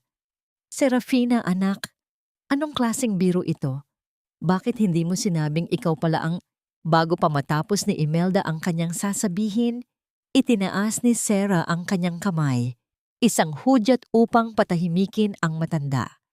Tumingin si Sarah kay Ji Chengxi na tila nagtatanong, Mr. G, ang boses ni Sarah ay malinaw, malamig, at punong-puno ng autoridad na umalingaw-ngaw sa pandinig ng lahat ng naroon. Sino po sila? Kasama ba sila sa listahan ng mga inimbitahan nating panauhin? Ang bawat salita ay parang isang sampal na yumanig sa buong pagkatao ni Fujian. Ang babaeng ibinigay ang lahat para sa kanya ay tinatrato na siya ngayon bilang isang estrangherong walang pangalan. Napako ang tingin ni Fujian kay Sarah. Ang kanyang puso ay tila pinipiga ng isang hindi nakikitang kamay. Ito ba ang bunga ng lahat ng kanyang pananakit? Ang makalimutan at ituring na parang hangin ng tanging babaeng tunay na nagmahal sa kanya? Habang ang mga bisita ay nagsisimulang magbulungan, isang tanong ang naiwang nakabitin sa hangin. Paano mo hihingin ang tawad ng isang taong hindi ka na nakikilala? Pamong, ang hustisya ay hindi laging dumarating sa anyo ng isang kidlat. Kung minsan, ito ay isang malamig na ulan na dahan-dahang lumulunod sa iyo nang hindi mo namamalayan. Ito ang tanging nasa isip ni Serafina habang nakaupo siya sa loob ng kanyang opisina sa pinakatuktok na palapag ng Shen Global Building. Ang mga ilaw ng lungsod ng Makati sa ibaba ay tila mga mumunting bituin, ngunit ang kanyang atensyon ay nakatuon sa mga dokumentong nasa kanyang harapan. Sa bawat lagda niya, isang piraso ng pundasyon ng kumpanya ng mga Castillejos ang naglalaho. Miss Serafina, narito na ang mga ulat mula sa ating PR team. Ang malumanay na boses ni Ji Chengxi ang bumasag sa katahimikan. Naka-upload na sa lahat ng social media platforms ang nakuhang video mula sa security camera ng mansyon nung gabing itinapon niyo ang lugaw. Hindi lang iyon, kasama rin ang audio recording ni Doña Imelda habang tinatawag kayong basura. Isang malamig na ngiti ang sumilay sa mga labi ni Sera. Hindi niya kailangang magbuhat ng kamay. Ang katotohanan ang siyang gagawa ng trabaho para sa kanya. Salamat, G. Siguraduhin mong walang kahit isang advertiser ang mananatili sa kanila. Gusto kong maramdaman nila kung paano ang mawalan ng lahat sa loob ng isang gabi. Samantala, sa loob ng mansyon ng mga Castillejos, ang atmosfera ay tila isang sumasabog na bulkan. Ang bawat ring ng telepono ay hindi na dalang magandang balita, kundi mga kanselasyon ng kontrata at mga banta ng demanda. Si Doña Imelda ay nakaupo sa kanyang sofa. Ang kanyang mga kamay ay nanginginig habang pinapanood ang sarili sa balita. Ang kanyang boses na puno ng puot ay naririnig na ngayon ng buong bansa. Susie, anong nangyayari? Bakit lumabas ang mga videong ito? Ang bulyaw ni Imelda, ang kanyang muka ay pulang-pula sa galit at hiya. Sabi mo, nabura mo na ang lahat ng ebidensya. Si Susie Xue ay hindi makasagot. Ang kanyang mga kuko ay nakabaon sa sariling palad habang nakatingin sa kanyang cellphone. Ang bawat post niya sa social media ay binabahan na ngayon ng mga masasakit na salita mula sa mga netizen. Ang imahe niya bilang isang mabait na kaibigan ay tuluyan ng gumuho. Sa gitna ng kaguluhan, pumasok si Fujian. Ang kanyang mukha ay pagod at ang kanyang mga mata ay tila nawalan na ng liwanag. Hindi siya tumingin sa kanyang ina o kay Susie Xue. Dumiretso siya sa bar at nagsali ng alak. Ang tunog ng likidong tumatama sa baso ay tila naging kasing bigat ng kanyang konsensya. Fujian, anak, kailangan nating puntahan si Serafina. Kailangan mong makiusap sa kanya. Ang pagsusumamo ni Imelda, ang kanyang boses ay wala na ang dating yabang. Sabihin mo, nagkamali lang tayo. Sabihin mo, mahal mo pa rin siya.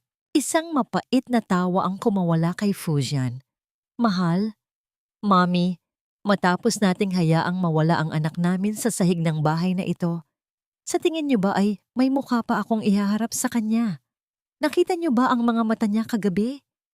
Hindi na niya ako kilala. Para sa kanya, isa na lang akong basura na nakaharang sa daan niya. Hindi! Hindi ako papayag na maghirap tayo.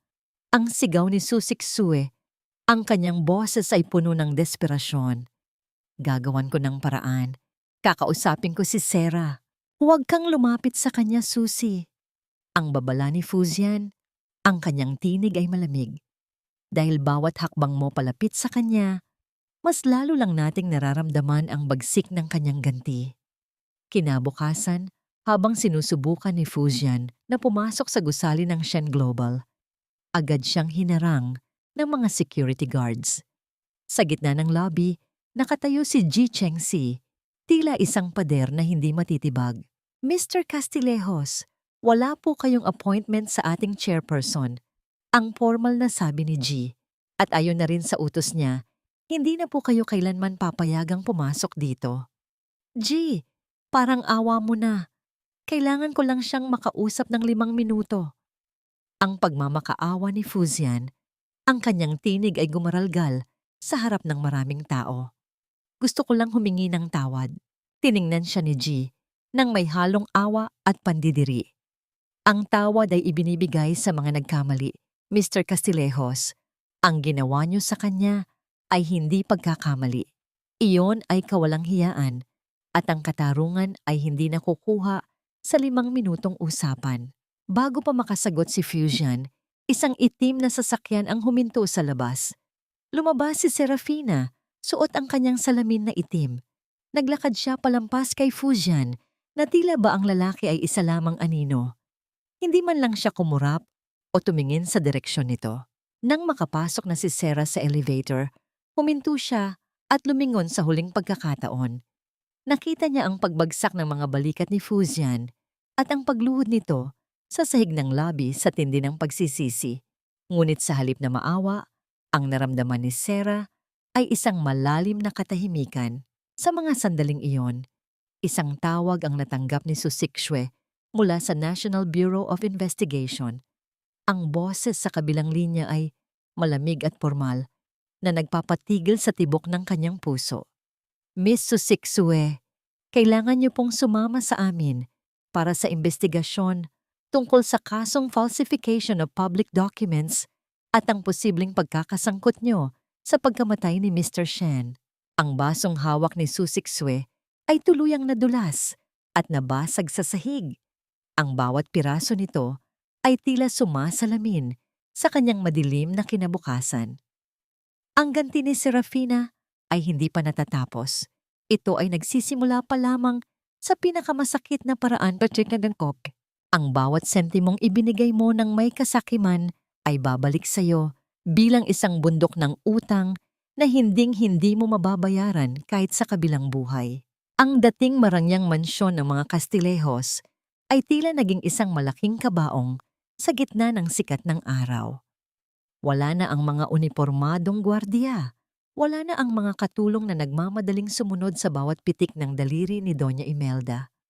Sa halip, ang tanging naroon ay ang mga pulang selyo ng bangko na nakadikit sa bawat malaking pinto.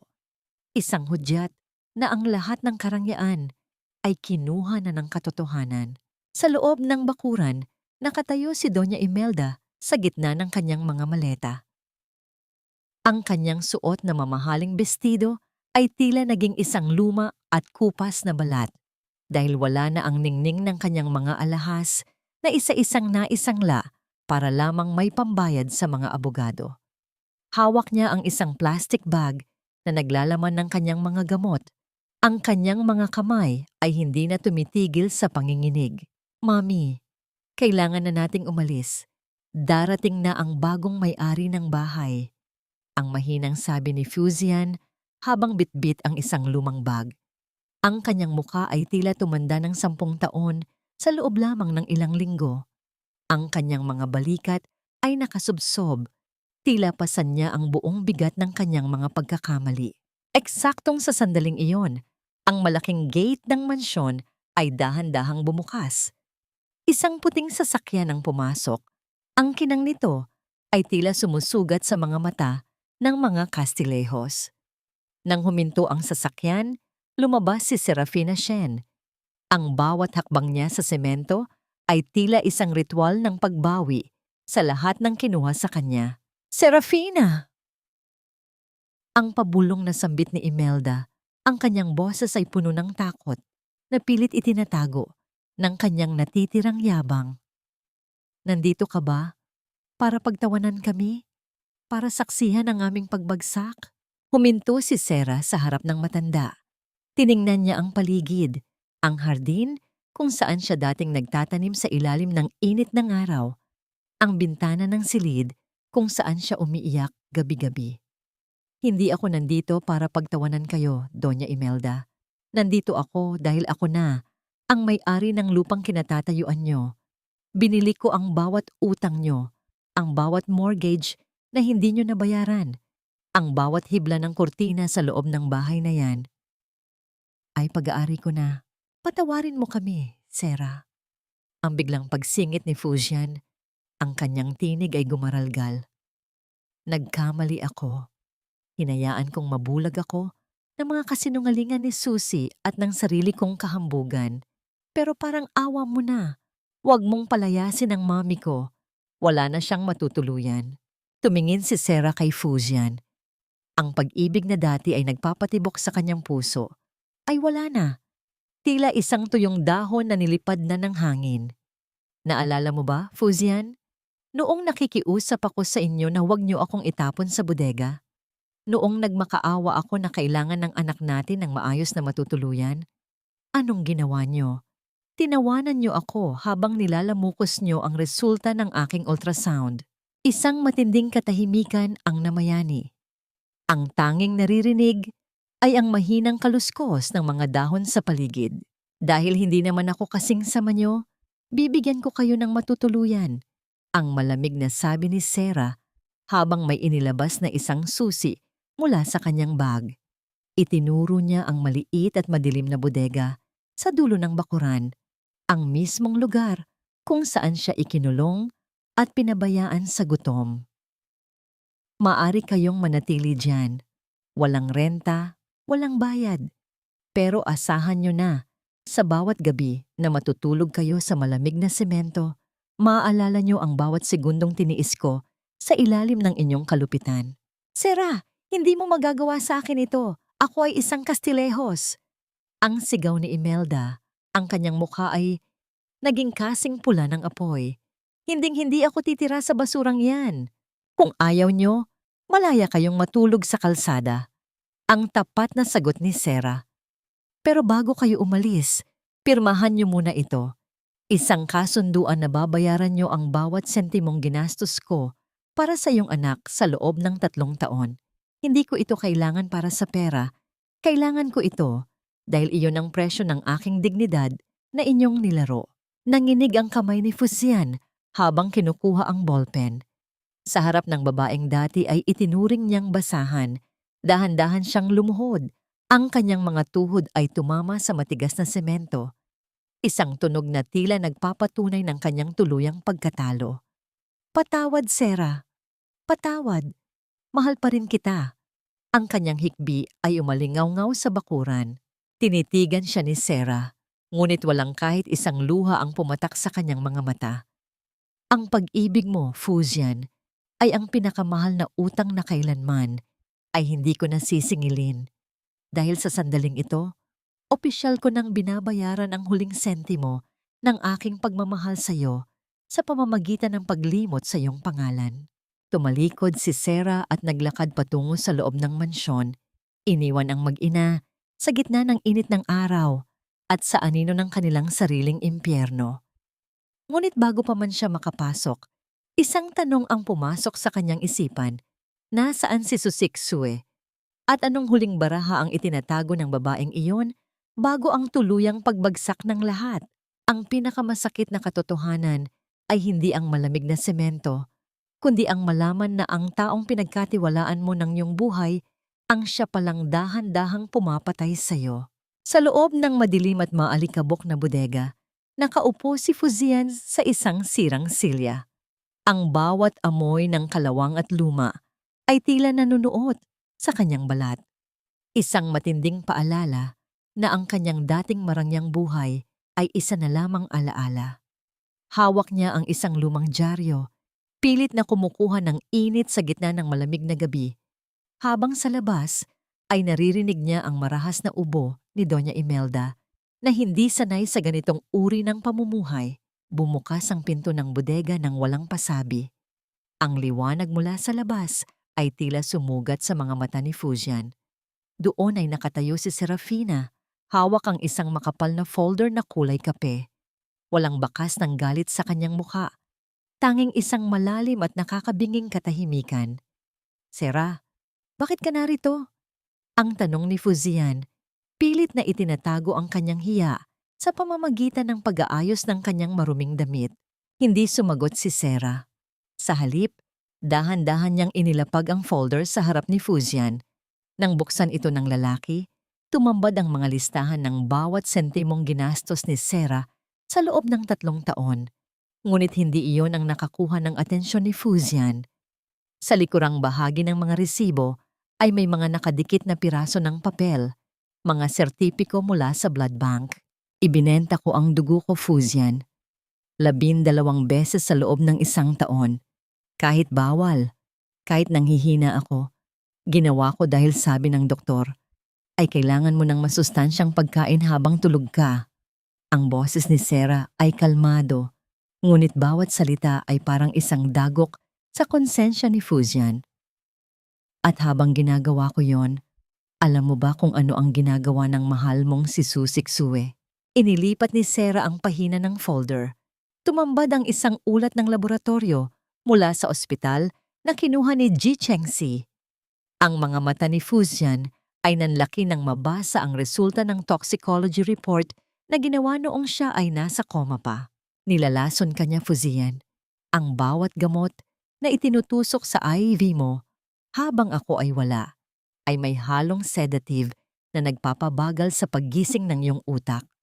Gusto kanyang manatiling tulog hanggang sa makuha niya ang lahat ng pirma ni Doña Imelda para sa inyong mga ari-arian. Paliwanag ni Sarah, ang kanyang titig ay hindi kumukurap. Hindi siya ang nagligtas sa iyo. Siya ang dahilan kung bakit 3 taon kang nabilanggo sa loob ng sarili mong katawan. Isang matinding panginginig ang bumalot sa buong katawan ni Fujian. Ang kanyang mga kamay ay tila nawalan ng lakas. Dahilan upang mahulog ang folder sa sahig.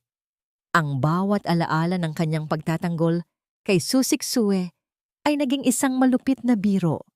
Ang babaeng itinuring niyang anghel ay ang demonyong unti-unting kumukuha ng kanyang hininga. At ito pa ang huling regalo ko sa iyo, ang dagdag ni Sarah habang may inilabas na isang larawan mula sa kanyang bag. Ito ay isang kuha mula sa isang tagong klinika. Sa larawan, makikita si Susik Sue na nagtatanggal ng isang fake baby bump na gawa sa foam at silicone. Walang bata, Fujian, hindi siya buntis. Ginamit niya ang kasinungalingang yon para saktan ako at para makuha ang tiwala mo. Ang kaisa-isang bata na totoo sa buhay mo ay ang batang kinuha niyo sa akin sa hagdanang yon.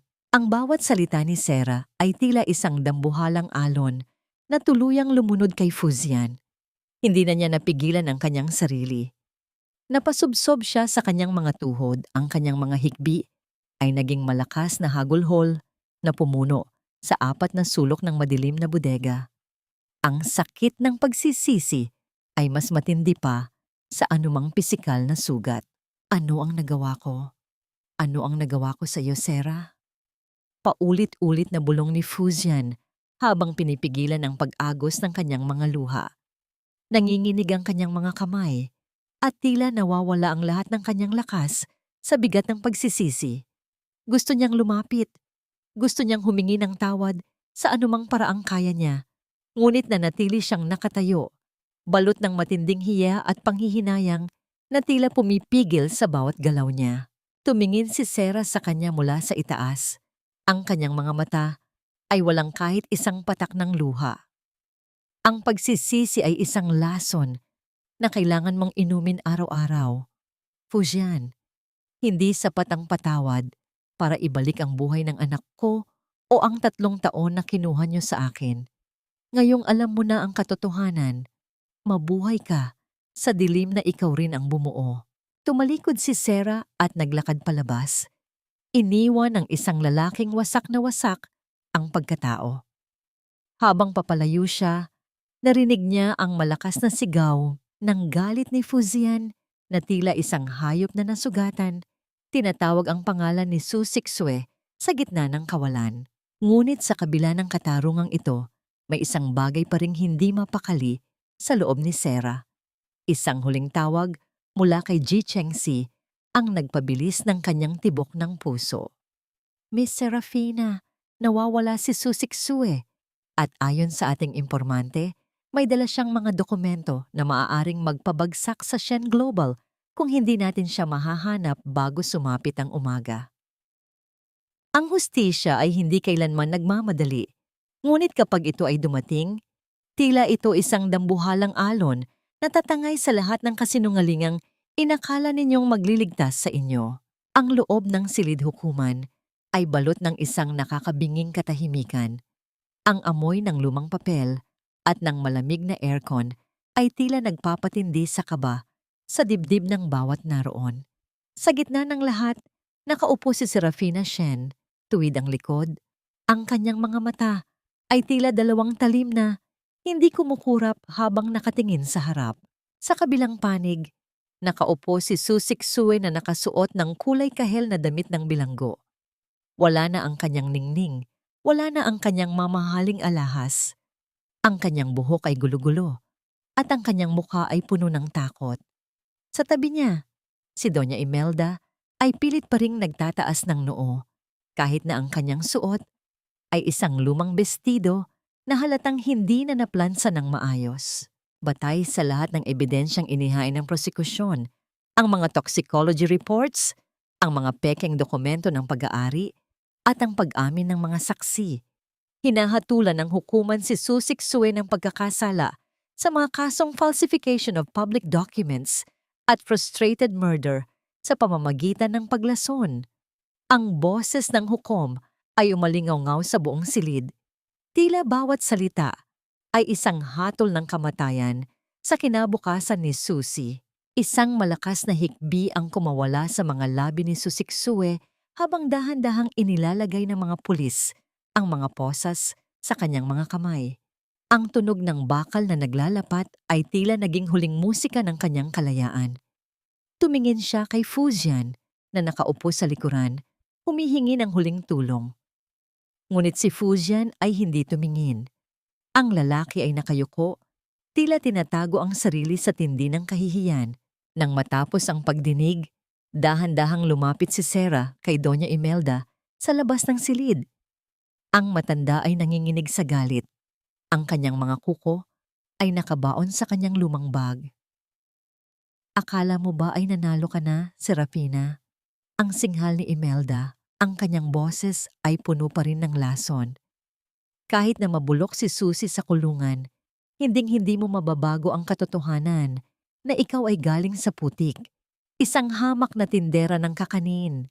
Isang mapait na ngiti ang gumuhit sa mga labi ni Sarah. Mula sa kanyang bag, inilabas niya ang isang maliit na balot ng dahon ng saging.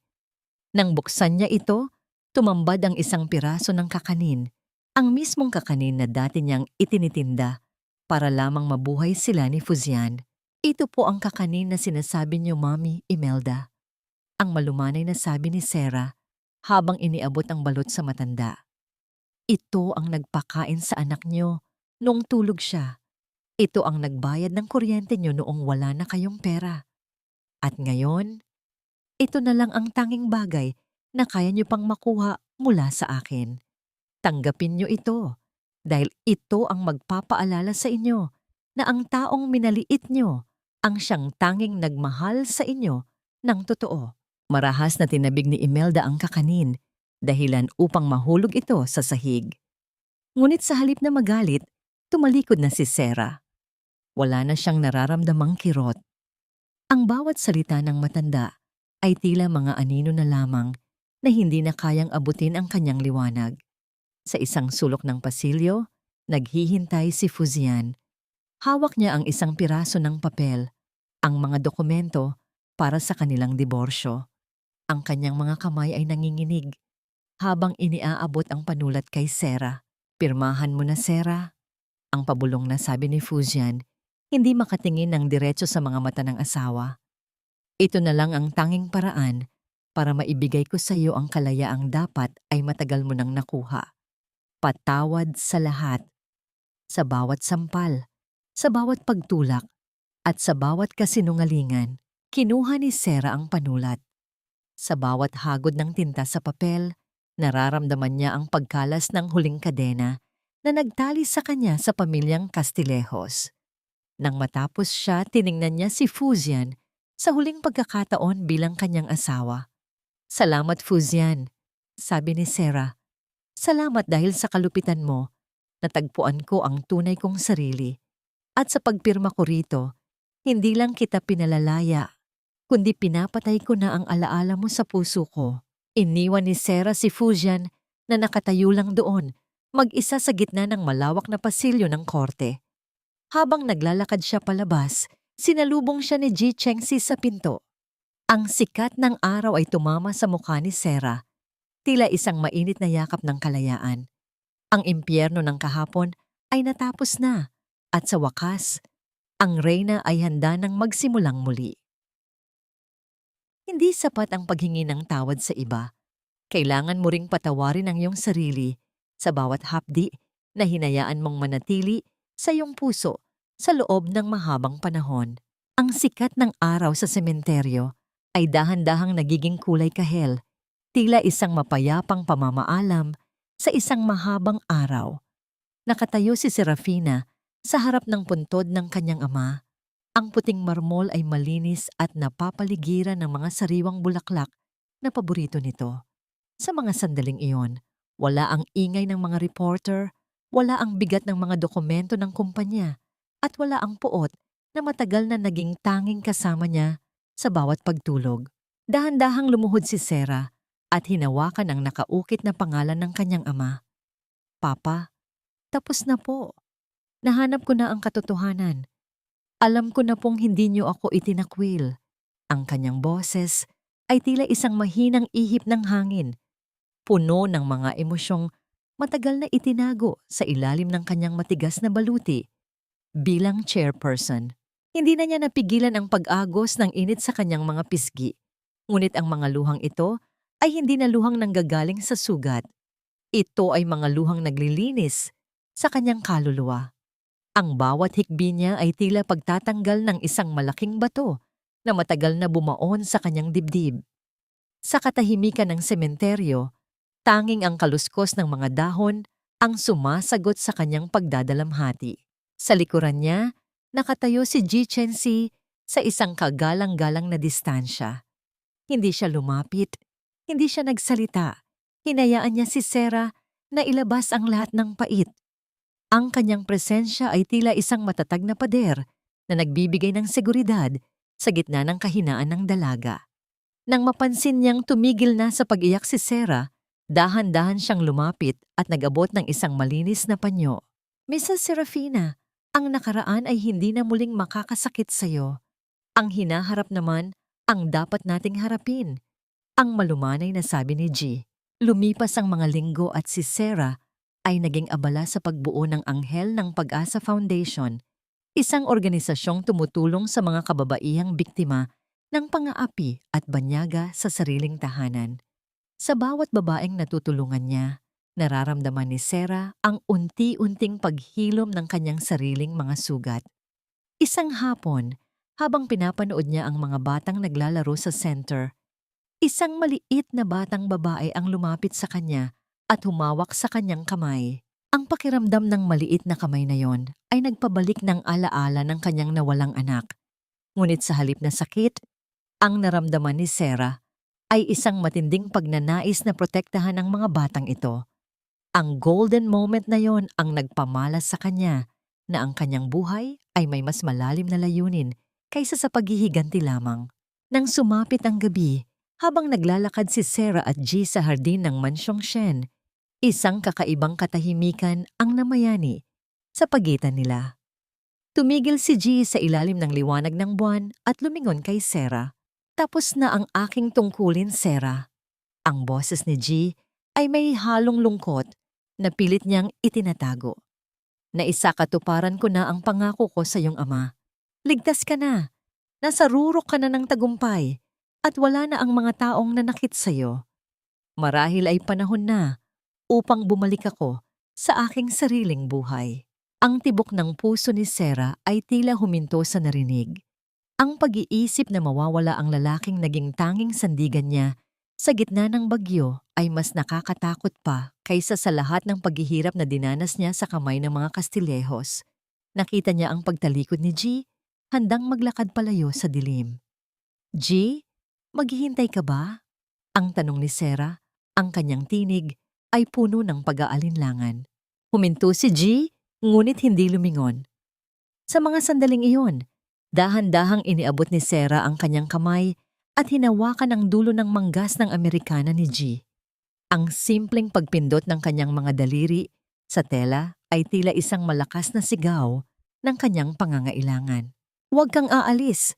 Ang pabulong na pagsusumamo ni Sarah. Ang tagumpay ay walang halaga kung wala ang taong nakakita sa akin noong ako ay wala pa sa trono. G, manatili ka. Hindi bilang tagapagtanggol na inutos ni Papa, kundi bilang taong gusto kong makasama sa pagbuo ng bagong simula. Nanatiling nakatalikod si G. Ang kanyang katawan ay tila nanigas sa gulat. Ang hangin ng hating gabi ay humihip ng malakas, tila hinihintay ang kanyang sagot. Sa gitna ng katahimikan, isang mahalagang tanong ang naiwang nakabitin. Kakayanin ba ni G na ibigay ang kanyang puso sa isang reynang puno pa ng mga sugat? O pipiliin niyang manatiling isang anino na lamang sa kanyang buhay? Ang tunay na tagumpay ay hindi nasusukat sa taas ng gusaling iyong itinatayo, kundi sa lalim ng kapayapaang namamayani sa iyong puso. Kapag ang lahat ng ingay ng mundo ay tumitigil na, ang opisina ni Serafina sa Shen Global ay hindi na isang lugar ng paghihiganti.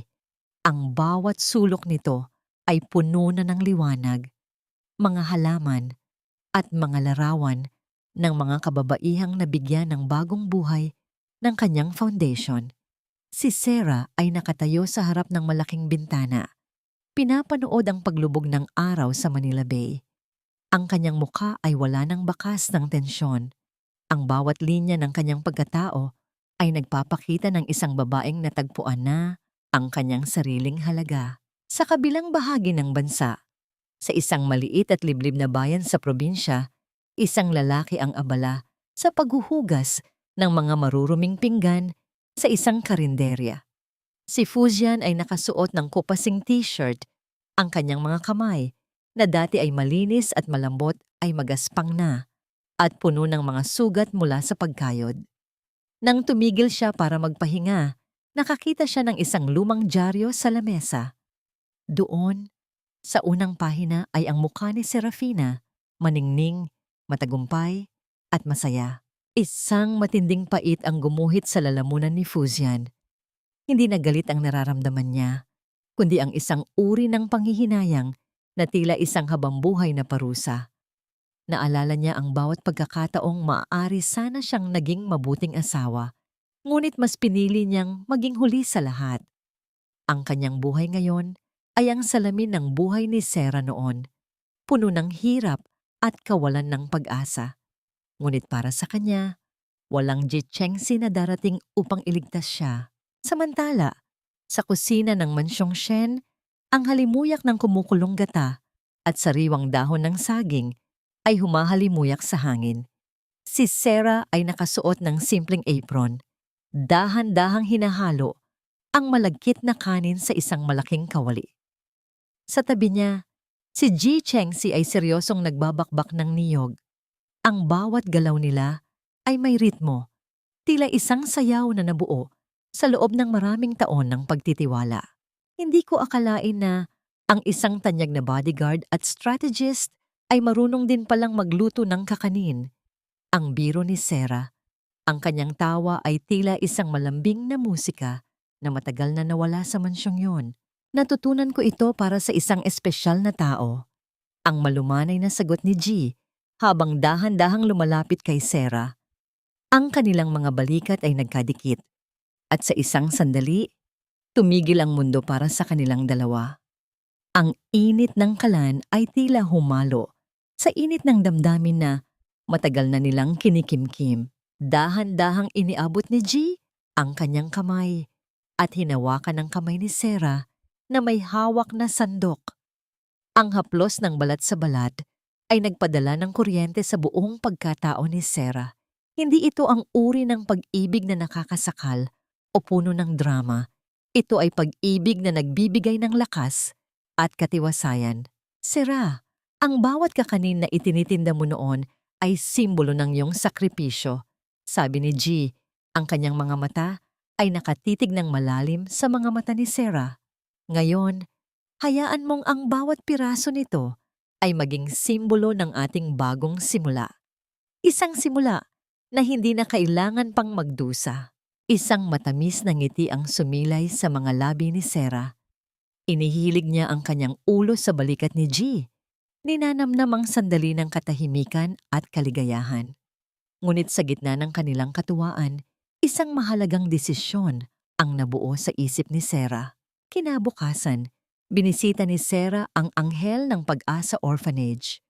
Doon ay nakita niya ang isang maliit na batang lalaki na nakaupo sa sulok. May hawak na isang sirang laruan. Ang mga mata ng bata ay tila may dalang kwento ng pangungulila na pamilyar kay Sarah.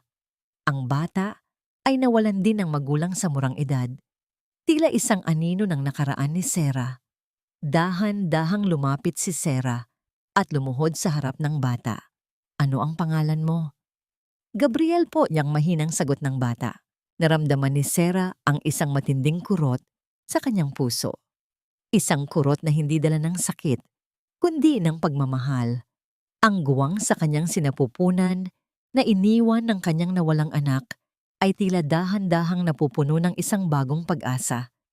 Tumingin si Sarah kay G na nakatayo sa likuran at sa isang simpleng tinginan, naintindihan nila ang isa't isa. Gabriel, ang sabi ni Sarah habang hinahaplos ang buhok ng bata.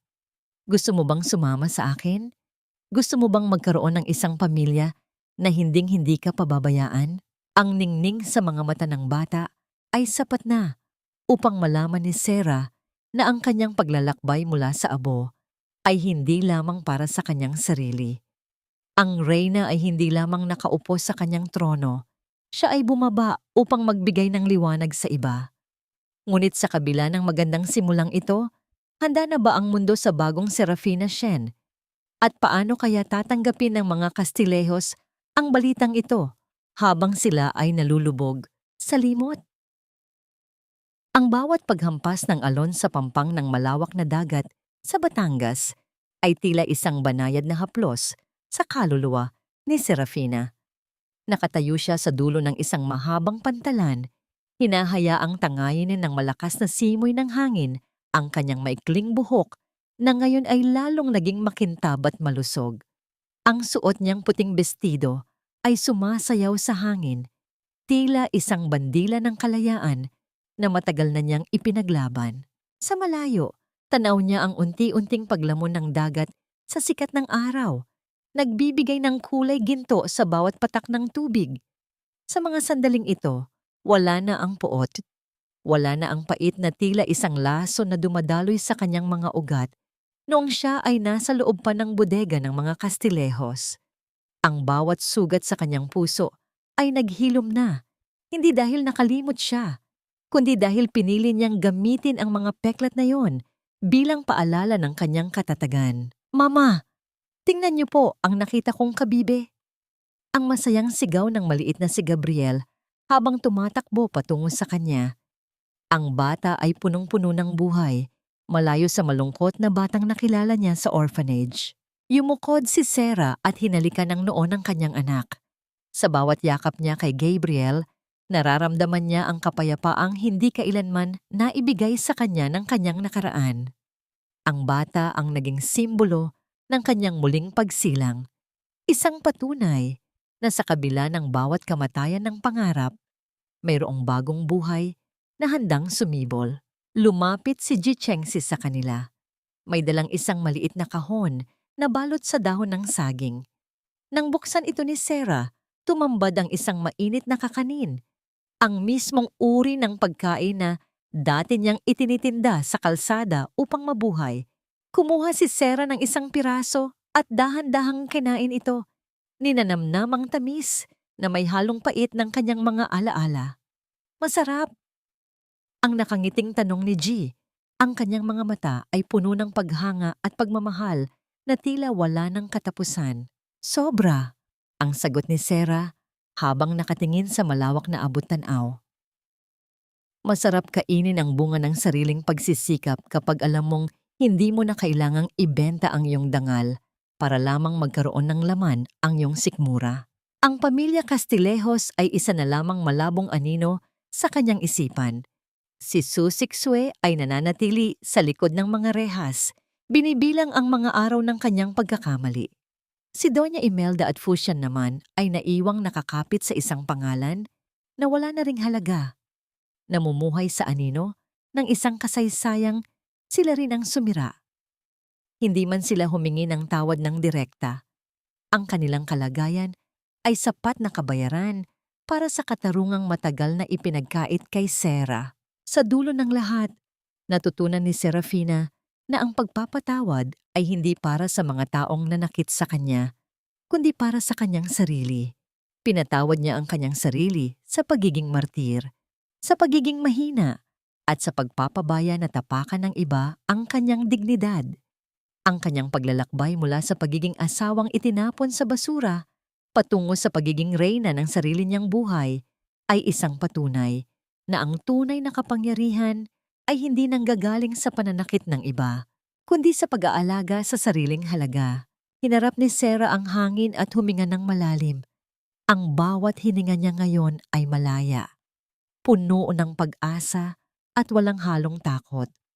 Ang dating Serafina na lumuluha sa dilim ay tuluyan ng pinalitan ng isang babaeng marunong tumayo ng tuwid sa gitna ng anumang bagyo. Dahil sa dulo ng araw, ang katapatan ay maaaring maging isang kagandahan, ngunit ang pagpapahalaga sa sarili ang siyang tunay na lakas na magdadala sa iyo sa iyong sariling trono. At dito nagtatapos ang mahaba at makulay na paglalakbay ni Serafina, ang reynang nagmula sa abo patungo sa kanyang tunay na trono. Salamat sa inyong walang sawang pakikinig at pagsama sa bawat tibok ng puso ni Sarah mula sa unang kabanata hanggang sa huling hininga ng kwentong ito. Maraming salamat sa paglalaan ninyo ng inyong oras habang kayo ay nagpapahinga o gumagawa sa loob ng inyong mga tahanan. Ang pagsulat sa kwento ni Serafina ay hindi naging madali para sa akin. Aminado ako na noong isinusulat ko ang mga tagpo ng kanyang matinding paghihirap, lalo na ang sandaling mawala ang kanyang anak, ay ilang beses akong huminto dahil sa bigat ng emosyon. Ang kwentong ito ay hango sa mga totoong damdamin at karanasan ng maraming kababaihang aking nakilala. Mga babaeng itinuring na martir, mga babaeng minaliit. Ngunit sa huli ay napatunayan na ang bawat sugat ay maaari palang maging perlas ng karunungan. Ang bawat kabanata ay binuo ko ng may pagmamahal at pag-asa, tulad ng isang munting kandila na pilit pinananatiling nagniningas sa gitna ng malakas na unos. Nais kong ipaalala sa inyo na ang pagpapatawad ay hindi tanda ng kahinaan, kundi ito ang susi upang ang ating mga puso ay maging kasing gaan ng isang balahibo at kasing liwanag ng bukang liwayway. Ngayong ganap na ang paglaya ni Sarah, nais ko kayong tanungin ng buong katapatan. Sa inyong palagay, sapat na ba ang naging kaparusahan para kina Fusian at Doña Imelda? At kung kayo ang nasa kalagayan ni Sarah, kaya niyo rin bang patawarin ang taong naging dahilan ng inyong pinakamalalim na pighati? Napakasarap marinig ang inyong mga pananaw. Kaya't inaanyayahan ko kayong iwanan ang inyong mga saloobin sa ating comment section sa ibaba. Ang bawat komento ninyo ay tila isang sulat na nagbibigay sa akin ng inspirasyon upang patuloy na lumikha ng mga kwentong tumatagos sa puso. Kung ang kwentong ito ay nagbigay sa inyo ng kapayapaan o kahit munting ngiti, pakiclick lamang po ang like button at i-share ang video na ito sa inyong mga kaibigan at mahal sa buhay. Huwag din ninyong kalimutang mag-subscribe upang hindi nyo malampasan ang mga susunod nating kwento ng pag-ibig, sakripisyo at tagumpay. Muli, maraming salamat sa inyong pananatili hanggang sa huling sandali. Hanggang sa muli nating pagkikita sa susunod na kwento. Lagi ninyong tatandaan, gaano man kadilim ang gabi, laging may liwanag na naghihintay para sa mga taong marunong magpahalaga sa kanilang sarili. Pagpalain kayong lahat.